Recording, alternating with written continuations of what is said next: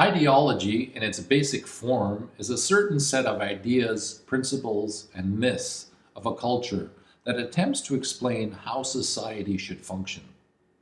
But ideology is mostly false.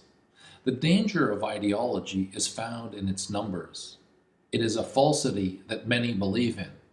This does not make it true. It makes it problematic and deeply false. We have certain beliefs and myths that structure our lives, and often we don't give them a second thought until there is a breakdown.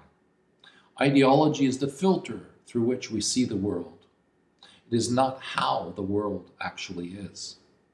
For example, because of ideological beliefs, ISIS fighters are ready to kill those who do not adhere to their beliefs.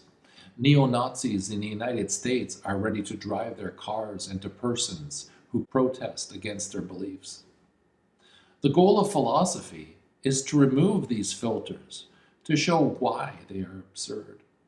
The conflict in our world is not between cultures, rather it is between ideologies. And yet most ideologies are similar in their need to control and dominate. Zizek argues that ideology operates according to the principle of disavowal. Disavowal is lying to oneself. Disavowal is a strange reversal. You know that what you are doing is false, and yet you do it anyway. To illustrate disavowal, think here of the famous three phrases in George Orwell's 1984. War is peace. Freedom is slavery. Ignorance is strength. Ideology would have us believe that these three phrases are true, yet they are clearly false. The Walking Dead series shows us how difficult it is to escape from ideology. Even after the end comes, people are still engaged in the very activities that were there in place before the end occurred. The same thing happens in shows like The 100, where the patterns of ineptitude keep repeating themselves. Ideology, by its very nature, is linked to stupidity. Here, stupidity is not ignorance. Ignorance means not knowing something. Stupidity is knowing something, but acting against your knowledge. Philosophy is the antidote for stupidity only if stupidity is seen for what it is, namely a form of knowledge that is not put into effect. Clearly, zombie films show us that we cannot do the same thing over and over again and expect different results. Zombie films show us that we would much rather go back to our former lives than recreate new ways of existing that benefit everyone involved. The zombie is the only myth of the 20th century, according to French philosopher Gilles Deleuze. The 20th century represents war, destruction, genocide, and mass murder on a scale never previously witnessed, all thanks to technology and so-called progress. I was born in 1966. The United States and the Soviet Union were racing towards space. The Vietnam War continued, and race riots were taking place in cities across America. Star Trek had its debut, and Batman was on the air.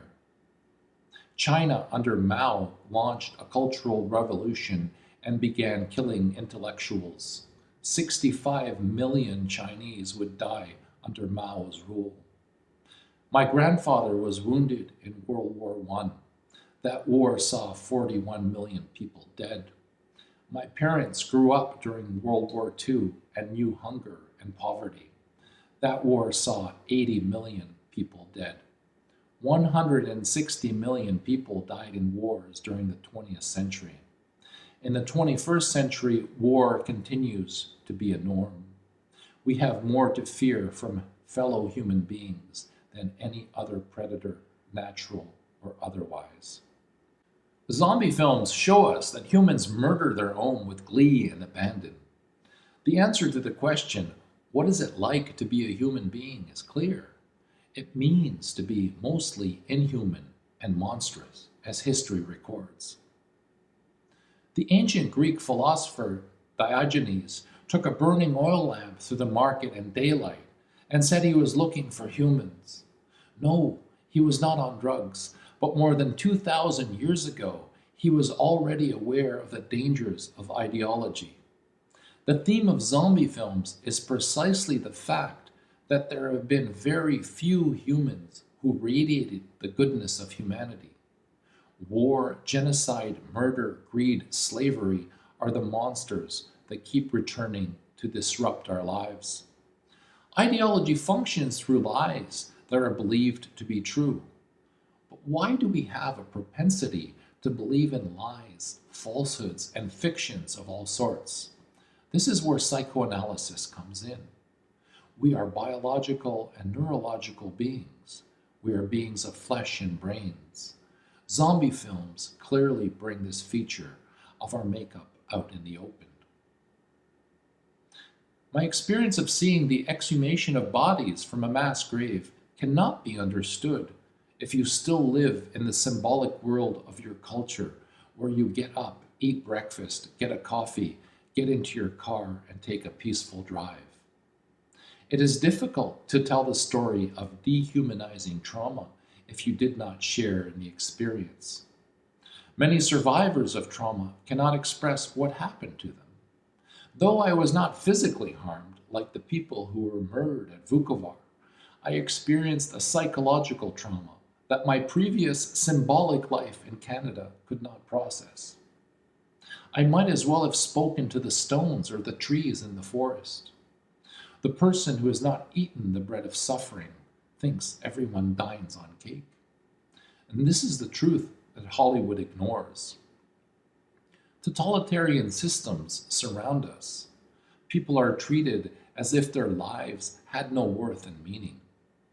Zombie films show us the truth of our cultural and symbolic world. We are stuck in useless habits. In following the mechanical core of our biology, we act like zombies. We have become automated. We function on autopilot and live on cruise control. We are programmed by others to serve ends that do not pay heed to our dignity, worth, and uniqueness. We have become habituated in being led rather than actually living. Habit is unreflective. Habit does not think. We must learn what thinking means so that we can transform our world in a place that is actually humane. Habits lock us into a certain way of behaving that not only shape our now, but the future as well. The question is, how do we break the cycle of bad habits that lead to living lives that are zombified? In the Communist Manifesto, Marx and Engels stated that workers, quote, have nothing to lose but their chains. In our time, a new manifesto is needed. The Zombie Manifesto would declare, walkers of the world, think. You have nothing to lose but your shuffling steps. We must learn to use reason to help and heal rather than contribute to existing horrors. This is why education and philosophy are the keys to liberation.